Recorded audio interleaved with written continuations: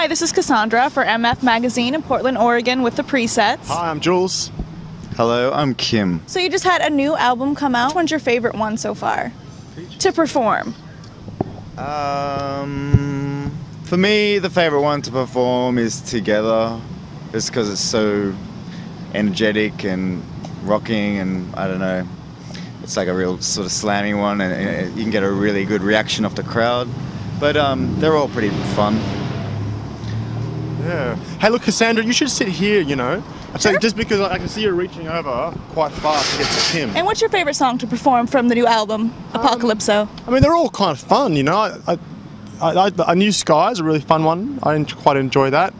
And My People is always fun. It's always, you know, towards the end of the set, everyone's jumping around, going a bit crazy, and yeah, it's good. And for your new album, do you have any direct influences from maybe like the techno scene?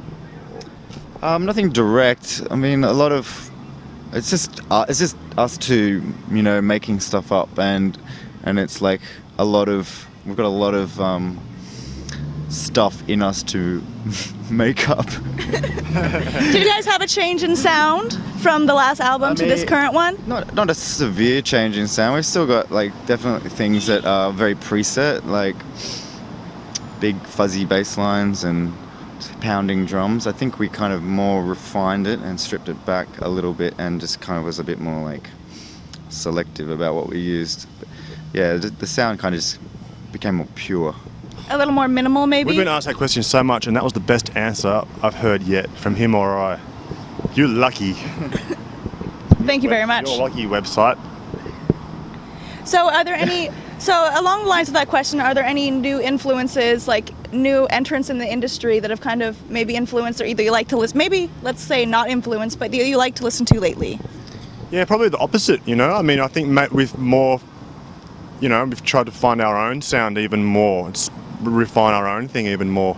I mean, when we're making music, we really try to block ourselves out from what's going on in the music world, you know, and we're really trying to just get a really fluid thing going between us and our machines and our musical brains, you know, and we're trying to block out all that other sort of hype that's going on. Do you have any musical recommendations for any of the viewers, old or new then? Millions and millions of things. Check out John Cage's sonatas and interludes for the prepared piano. What else? I just bought an album. I can't remember what it's called. I'm halfway through listening to it, and it's by a guy called Guy Gerber, and he's Israeli trance. It's really, really good. How is the vibe in America different from Australia, like when you played shows or the music scene overall?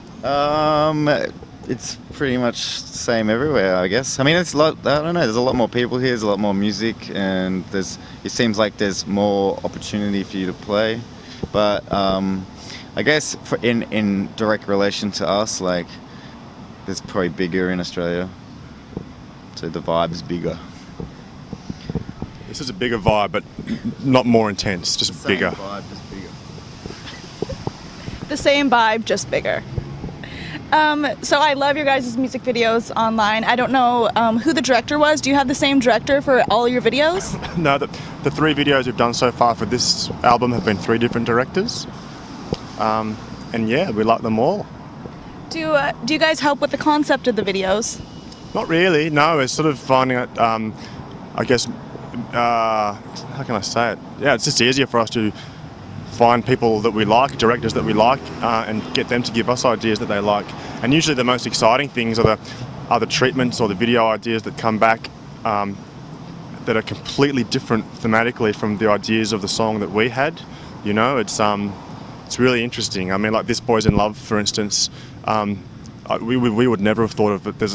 For people that haven't seen the video, it's like there's 2 boys wrestling in milk, you know, and we're singing and getting blown with dust and dirt, and it's completely not what the song's about, but it puts it in a whole new space. What is that song about then? It's just I guess a pretty universal subject, I guess, that a lot of people write about, just about breaking free from the constraints of every day. And if you're feeling isolated or feeling different or weird or stupid, you know, you have to realise there's other people out there like you know, and even if you're in a spot that's not a very good spot, there is a better spot somewhere else, you know. Which one was your favorite one to be in? Like the most fun? I think my favourite one to be in was Talk Like That, because we were in it for about 10 seconds. And we weren't getting blown in the face with dust and soot, and we weren't hanging in harnesses all day swinging around or anything painful. It was good, and there was a hot girl we could look at all day. It was great. Speaking of the Talk Like video and song, what exactly is that song about? Yeah, what is it about? I don't know. I kind of wrote the words for that song in about half an hour, and I've never really listened to them long enough to work out what that song's about. I think there's a saying in Australia called tough titties. Like, if a kid and their mum is arguing and the kid's going, "Oh, mum, I want to go and get a chocolate milk," and the mum's like, "No, we're not going." He goes, "Oh, but I want to." And the mum goes, "Well, look, just tough titties, mate. You can't. It's tough titties." And tough titties is like the end of the argument, you know? It's like, tough titty, you can't come back with anything with that, you know? It's the end. And I always wanted to put that line in a song. So I kind of put that line in first and then just wrote a bunch of shit around it. It's kind of like, I always thought it was like, you know, when you see a girl, it's just so hot, it makes you fucking insane, drives you nuts. It's Definitely. Sort of Definitely interpreted, yeah, for sure. It's just about, yeah, it's like, you like it when a girl talks dirty to you, you know? I like it when you talk like that. So where did you guys meet? You guys were in the same band prior to the presets? Yeah, we had a band before. We met at uni before that, and then joined the band, started the band shortly after. And then we did that for a few years, and then that band finished, and yeah. Well, I mean, we used to rehearse with this other band. There was 5 of us, and when the other guys went home, Kim and I would sometimes hang around in the rehearsal room, and he'd get on the drum kit and I'd get on the synthesizer and start playing, and we'd just start playing this really stupid synth rock. It was just so much fun to do, you know, and we just thought, shit, we should do this in some way. And I don't know when we actually sort of decided to do it. We never really did we? We never really said, let's do this. We kind of just played for a while, and we started doing some recordings for no good reason, and we made a demo, and we got signed, and before we knew it, there was this thing called the presets that we were kind of doing, and people seemed to like.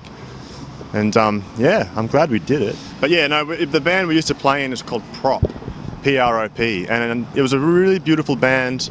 We played vibraphones and marimbas and all this percussion, and it was really sparkly and, yeah, awesome band. And yeah, I kind of miss it in a lot of ways, but yeah, you should check it out. Prop, it's fun. Do you guys have a particular color that makes you think of love? When you see a dog and starts getting a bit excited, and you sort of see the little things start coming out, that pinky red, that colour. Do you guys have any book recommendations? I just recently finished reading a book called The Secret Country.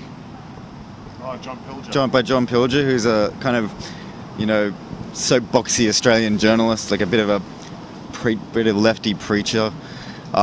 Which was kind of interesting, getting like a perspective on Australian politics when we were growing up, and even sort of, you know, from when it was settled and sort of Aboriginal rights and up until like, you know, sort of late 80s, and yeah, that was a good sort of thing to read. But I mean, it probably wouldn't mean much to you unless you're Australian. Probably wouldn't be that interesting. I mean, maybe you would, but I mean, like, actually, maybe it would be an eye-opener. Is there a lot of slang in there that maybe... No, not at all. It's actually written to sort of like... actually, it's kind of written to sort of not be so Australian. Like, there's lots of explanations of things in there. Like, even explains what a root is in Australia, which is to have sex with somebody else. Pull a root means you're going out to get laid. Are there any other American terms that you've noticed that can kind of correlate to maybe some Australian terms? I really like Americans when they say, you got it. Like, or when you say, I'll have a Coke, and they give it to you and you say, thank you. They're like, you betcha, or you got it. Or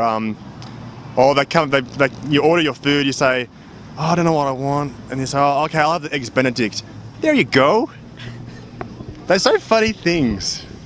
But it's really nice. They say really nice things. I was watching the Tina Fey, the Saturday Night Live, Tina Fey, Sarah Palin. Oh, I love it. I love it. We get a lot of that American politics shit in Australia. But you don't get a lot of Australian politics in America, I bet. Yeah. Why is that? Oh. Why is that? It's because we should read A Secret Country. You'll find out why. All your spies are in our country. Dun dun dun. Pulling our politicians like chess pieces.